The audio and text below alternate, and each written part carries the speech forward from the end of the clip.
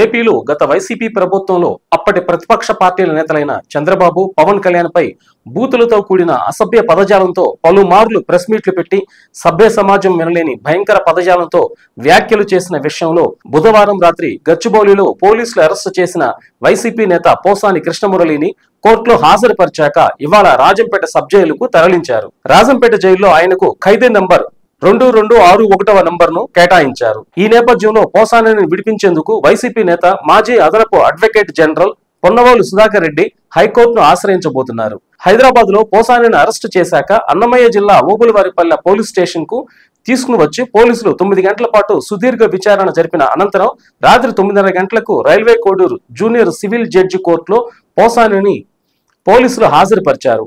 పోలీసుల విచారణలో కూడా వైసీపీ నేత పోసాని కృష్ణమురళి ఏమాత్రం సహకరించలేదని తెలిసింది. ఇక విచారణ అనంతరం రైల్వే కోడూరు కోర్టు 14 రోజుల రిమాండ్ విధించింది.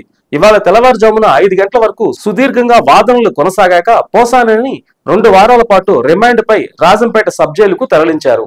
పోసాని తరపున రైల్వే కోడూరులో వాదనలు వినిపించిన పొన్నవోలు సుధాకర్ రెడ్డి ఆయనకు ఎలాంటి ఊరట కలిగించలేకపోయారు. బిఎస్ఎన్ఎల్ చట్టం ప్రకారం పోసాని 41A నోటీసులు ఇచ్చి బెయిల్ ఇవ్వాలని పొన్నవోలు కోర్టును కోరినా న్యాయమూర్తి అంగీకరించలేదు. వర్గ వైషమ్యాలు రెచ్చగొట్టేలా వ్యాఖ్యలు చేసినందుకు పోసానికి రిమాండ్ విధించాలంటూ పోలీసులు చేసిన వాదనను జడ్జి అంగీకరించారు.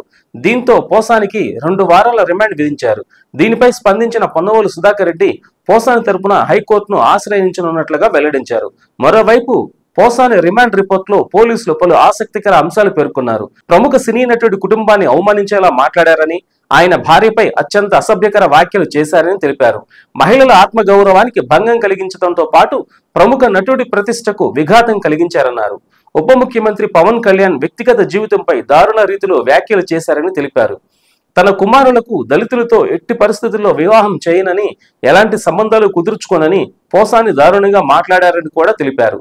దళితుల్ని కించపరిచేలా, విద్వేషాలు రెచ్చగొట్టేలా పోసాని కృష్ణమురళి వ్యాఖ్యలు చేశారని వెల్లడించారు. రాజకీయ నాయకుల్ని, వారి కుటుంబాల్లోని మహిళలను అసభ్య పదజాలంతో దూషించిన ఘటనలో పోసాని కృష్ణమురళిపై రాష్ట్ర వ్యాప్తంగా 14 కేసులున్నాయని తెలిపారు. పోసానికి రిమాండ్ విధించకుండా వదిలేస్తే విచారణ కష్టమవుతుందని పోలీసులు తెలిపారు. పోసాని కృష్ణమురళి చలనచిత్ర పరిశ్రమకు చెందిన వ్యక్తి కావడంతో ఆయన మాటలు చాలా మందిపై ప్రభావం చూపుతాయని, బహిరంగ సమాజంలో విభజన తీసుకొచ్చేలా పోసాని వ్యాఖ్యలు చేశారని పోలీసులు రిమాండ్ రిపోర్ట్ లో తెలిపారు. ఉద్రిక్తలు సృష్టించేందుకు పోసాని ప్రయత్నించారన్నారు. పోసానికి రిమాండ్ విధించకపోతే ఇవే నేరాల్ని మరింత వ్యవస్థీకృతంగా చేస్తారని పోలీసులు వారి రిమాండ్ రిపోర్ట్ లో పేర్కొన్నారు.